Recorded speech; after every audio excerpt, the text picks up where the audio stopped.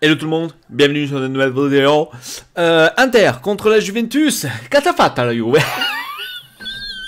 2-0 pour l'instant, donc il manque 5 minutes, il y a 5 minutes de prolongation. On la regarde ensemble et en même temps, on va faire la vidéo aussi sur le match, hein, bien évidemment. Attention, la Madonna Dio.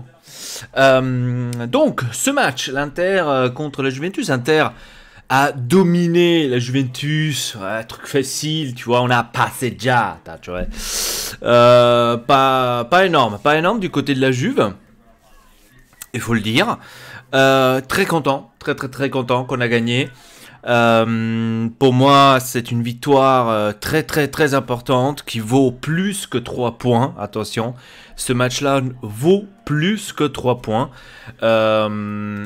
Je le dis maintenant, on n'est pas encore arrivé à la fin du championnat, il y a encore beaucoup de matchs à jouer, mais pour moi ça c'est une victoire très importante qui vaut plus que 3 points, je le dis. Après, ça se peut que je vous dise des énormes conneries, mais franchement, voilà, le Milan qui a perdu contre la Juve 3-1, je vous rappelle, hein, il grande Milan, les meilleurs calcio champagne, hein, donc il a perdu 3-1, et nous on est en train de gagner 2-0 contre la Juventus, que pour moi c'est toujours celle qui, nous, de l'Inter, on doit regarder absolument, c'est celle où on doit faire plus attention, absolument, hein. Donc il n'y a rien à dire par rapport à ça. C'est absolument celle-là. Maintenant, il faut rester calme, il faut rester zen, il faut essayer de gagner les autres matchs, bien évidemment. C'est pas maintenant sur cette victoire-là qu'on doit rester planté.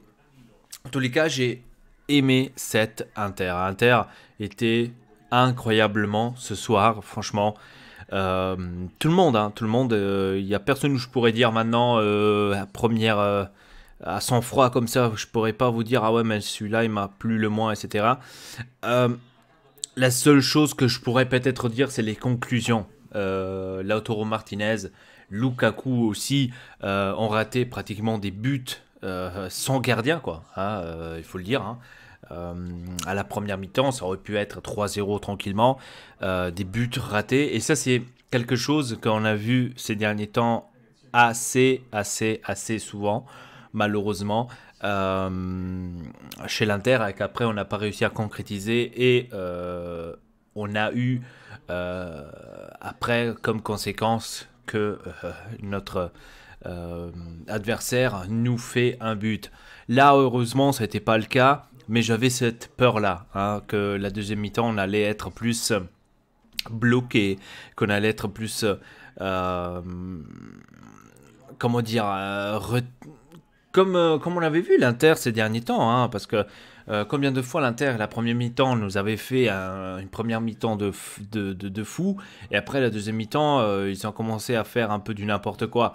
Là non, là c'est le premier match contre la Juventus en plus, où l'Inter a continué à jouer à ce haut niveau de la première mi-temps à la deuxième, ne s'est pas arrêté, on est arrivé pratiquement à la fin du match et on n'a pas arrêté de jouer, on n'a pas arrêté de montrer qu'on est les plus forts, on n'a pas arrêté de leur dire qu'on est les numéros uno, on n'a pas arrêté... Ok, je vais arrêter. Donc, ça m'a fait vraiment plaisir, et ça fait longtemps que j'ai plus vu une Inter de cette manière. Attendez, parce que mon téléphone vibre avant la fin.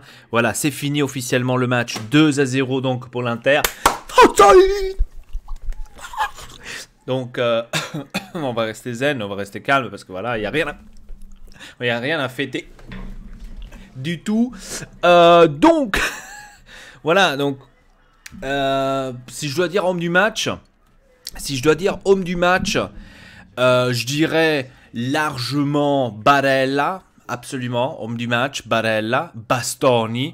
Donc je pourrais mettre toute l'équipe en homme du match, franchement.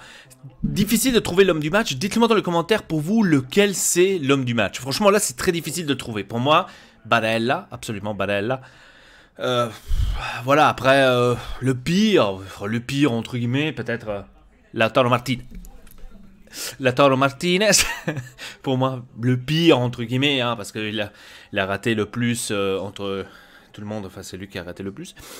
Ouais, et donc ça se peut que probablement on ait gagné contre la Juventus.